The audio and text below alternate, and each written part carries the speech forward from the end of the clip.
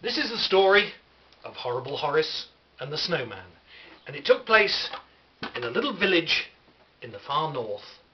And every year when the snows came, the villagers would go out and they would build a huge snowman, and everybody joined in. Well, I say everybody, that is all except for one person, and his name was Horrible Horace. Do you know why he was called Horrible Horace? Because he did lots of horrible things. I'll tell you what he used to do. He used to tie tin cans to dogs' tails so that they would cry when they ran about. He would let off fireworks under people's windows after they'd gone to sleep to make them jump.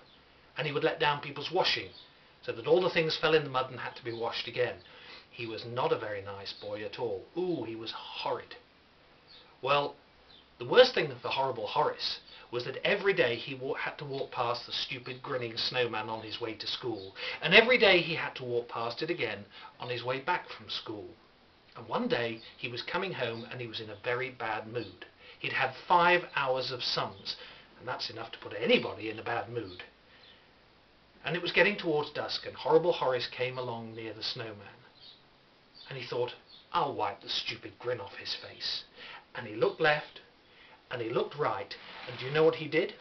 He slid his satchel off his shoulder, and he swung it with all his might at the snowman, and it did a lot of damage, as you can see.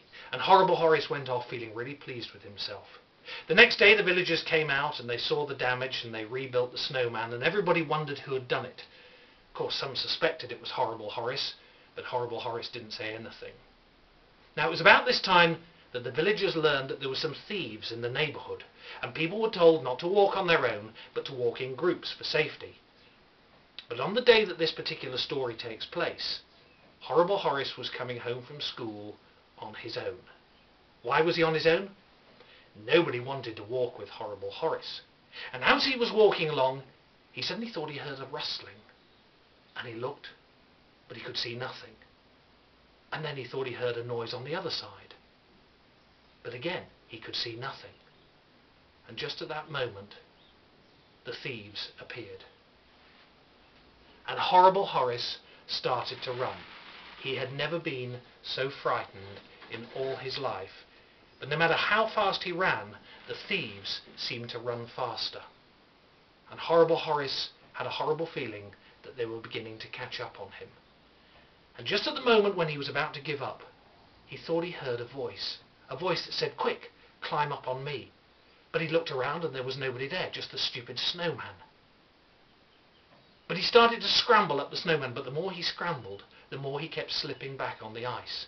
And at that moment, it was as if a big hand lifted him on top of the snowman. And as soon as he got there, do you know what he did?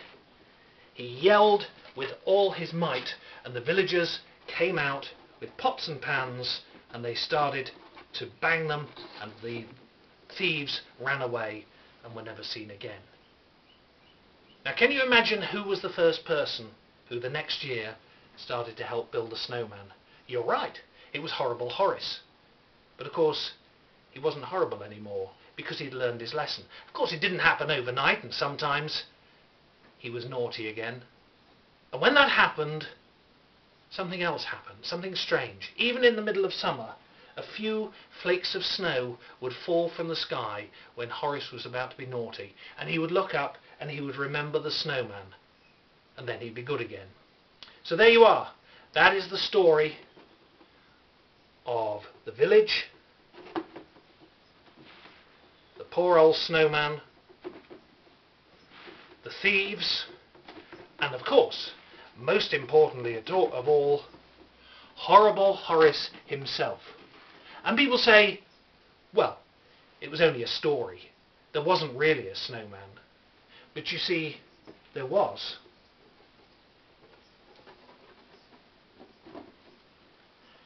So that is the story of Horrible Horace and the Snowman.